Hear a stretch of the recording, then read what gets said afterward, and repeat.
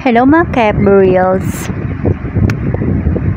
Gusto nyo bang malaman paano mawala yung watermark ng TikTok kapag nag-upload ka sa Facebook? Tuturuan kita kung paano. Marami na kasi sa akin nagtatanong kasi napapansin ko kapag nag-upload sila, meron pa rin silang watermark ng TikTok. Bawal yun guys! Makaka-copyright ka dahil sa logo na yun. Kaya dapat alam mo paano yung natatanggal. Madali lang. Tuturuan ko kayo. Ito, watch this. Reels. Ito na po tayo. Tuturuan ko na po kayo para matanggal yung watermark ng TikTok. Para kapag nag-download kayo, hindi makikita yung logo ng TikTok. Ang watermark niya. Okay, open po natin yung TikTok. Punta po tayo sa profile natin.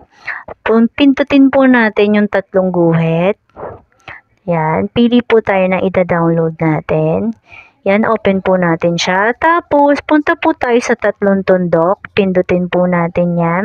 Tapos, dito po sa copy link na kulay blue. Pindutin po natin yan. Magka-copy link na po siya. Ayan po, na-copy link na po siya. Back na po natin siya. Punta po tayo sa Chrome. Yan. Pagdating po sa Chrome, dito po, TikTok downloader, Snaptik. Yan. Open po natin yan. Snaptik. Snaptik. Yan. Tapos, itong kulay blue, pindutin po natin yan. Ayan po yung kinapilink po natin.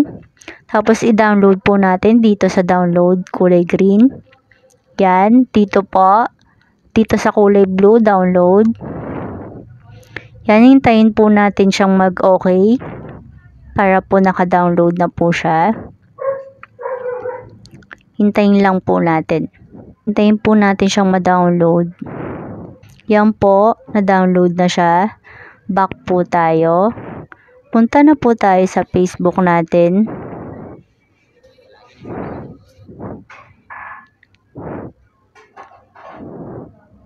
Sa Reels, punta po tayo sa Reels natin. Yan. Ayan na po, mga KFB Reels. Wala na po siyang watermark ng TikTok. Wow! Para iwas po yan sa restriction natin, sa copyright. Yan po. Para di po tayo makopyright pag wala po siyang watermark. Okay guys, thank you for watching. Don't forget to like, comment, and share. And follow me for more. Bye guys.